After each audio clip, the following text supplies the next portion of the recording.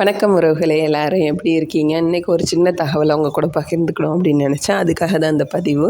சுகாதார ஊக்குவிப்பாளர், அதாவது கிராமப்புறங்கள்லையும் சரி நகர்ப்புறங்கள்லையும் சரி மோட்டிவேட்டர் அப்படின்னு சொல்லிட்டு ஒரு ஜாப் இருக்குது. அதுக்கு வேலை செஞ்சுக்கிட்டு தான் இருக்காங்க. ஸோ அதை பற்றின தகவல் உங்களுக்கு தெரிஞ்சால் கமெண்ட் பாக்ஸில் தெரிவிங்க, மற்றவங்களுக்கு யூஸ்ஃபுல்லாக இருக்கும். அதை பற்றின ஒரு தகவலை உங்கள்கிட்ட தெரியப்படுத்தலாம். தெரியாதவங்களுக்கு இருந்தால் தெரிஞ்சுக்கிட்டால் அவங்களுக்கு யூஸ்ஃபுல்லாக இருக்கும் இல்லையா? ஸோ அதுக்காக தான் அந்த பதிவு. அதாவது இந்த தூய்மை காவலர்கள், நம்ம நம்மளோட வீட்டில் நம்ம வெளியேற்றக்கூடிய குப்பைகள் எல்லாத்தையும் அதை க்ளீன் பண்ணி நம்மளை சுத்தமாக பாதுகாக்கிற தூய்மை காவலர், நம்மளோட நண்பர்கள் நண்பிகள் இருப்பாங்க இல்லையா? ஸோ அவங்கள கவனிக்கிறதுக்காக உருவாக்கப்பட்டவங்க தான் இந்த சுகாதார ஊக்குவிப்பாளருங்க. அதாவது இது மட்டும் இவங்களோட பணி கிடையாது. கிராமப்புறங்களில் நார்மலாகவே என்னென்ன தேவைகளோ அது நம்ம கிராம சபை கூட்டத்தில் பொதுமக்களான நம்ம எல்லாருக்குமே உரிமை இருக்குது. சுகாதார ஊக்குவிப்பாளர் தூய்மை காவலர்கள் சம்மந்தப்பட்டு ஏதாவது கோரிக்கைகளை முன்வைக்கணும், இல்லை இவங்க சம்மந்தப்பட்ட கோரிக்கைகளை முன்வைக்கணும் அப்படின்னா தாராளமாக தீர்மானம் மாதிரி பொதுமக்கள்கிட்ட எடுத்துரைக்கலாம். இவங்களோட முழு பொறுப்புகள் அப்படின்னா தூய்மை காவலர்கள் இருக்கக்கூடிய அந்த தினசரி அந்த அன்றாட கழிவுகளை மக்கள் கொடுக்கறத கரெக்டாக சீர்திருத்தம் பண்ணி செய்கிறாங்களா, அதாவது கரெக்டாக குப்பைகளை எடுக்கிறாங்களா, அதை கரெக்டான முறையில் கொண்டு போய் அப்புறப்படுத்துகிறாங்களா அப்படிங்கிறத கவனிக்கிறது தான் இவங்களோட பணி. அப்பப்போ சில பல போராட்டங்கள் நடத்துவாங்க, அதில் கவனிக்க சொல்லுவாங்க, கலந்துக்க சொல்லுவாங்க.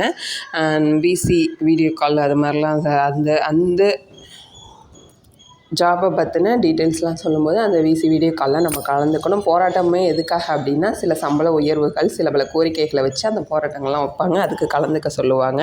மக்களுக்கு போதுமான விழிப்புணர்வை கொடுக்கணும். அதாவது இந்த குப்பைகளை மக்கும் குப்பை மக்காத குப்பைன்னு பிரித்து நீங்களாக கொடுக்கணும் அப்படின்னு அந்த குப்பையை எப்படி பிரித்து கொடுக்கணும், நம்மளோட சுற்றுப்புறங்களை எப்படி தூய்மையாக வச்சுக்கணும் அப்படிங்கிறத விழிப்புணர்வை மக்கள்கிட்ட கொண்டு போய் சேர்க்கணும்.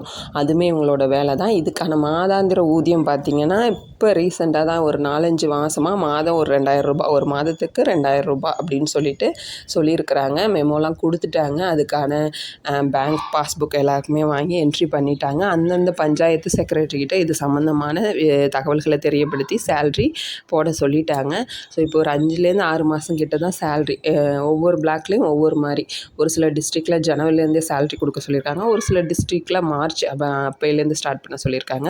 ஸோ டிஸ்ட்ரிக்டை பொறுத்து சேலரி கொடுக்குற விதம் மாறுபட்டு இருக்குது. உங்களுக்கு யாராவது இந்த தகவலை பற்றி தெரியல அப்படின்னா நீங்கள் கிராமப்புறமாக இருந்தால் உங்களோட பஞ்சாயத்து தலைவர்கள்கிட்ட போயிட்டு இது மாதிரி ஒரு கோர்ஸு சார், இது மாதிரி ஒரு ஜாப் இருக்காமே, அதில் யார் இருக்காங்க அப்படிங்கிறத தெரிஞ்சுக்கங்க. யாரும் இல்லைங்கிற பட்சத்தில் நான் கலந்துக்கிறேன் அப்படிங்கிறத நீங்கள் முன் போயிட்டு சொல்லி விஷயத்தை கேதர் பண்ணிக்கோங்க. நிறைய விஷயங்கள் கிராமப்புறங்களை பொறுத்தவரை நிறைய ஜாப் வேக்கன்சி இருக்குது. அது நிறைய பேருக்கு தெரியறதே இல்லை.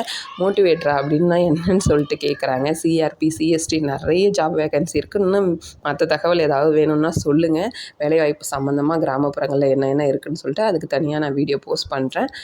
ஸோ இந்த தகவலை அவங்க கூட பகிர்ந்துக்கணும்னு நினச்சேன். உங்களில் எத்தனை பேர் மோட்டிவேட்டர் அப்படின்னு சொல்லிட்டு கமெண்ட்டில் சொல்லுங்கள், மற்றவங்களுக்கு யூஸ்ஃபுல்லாக இருக்கும்.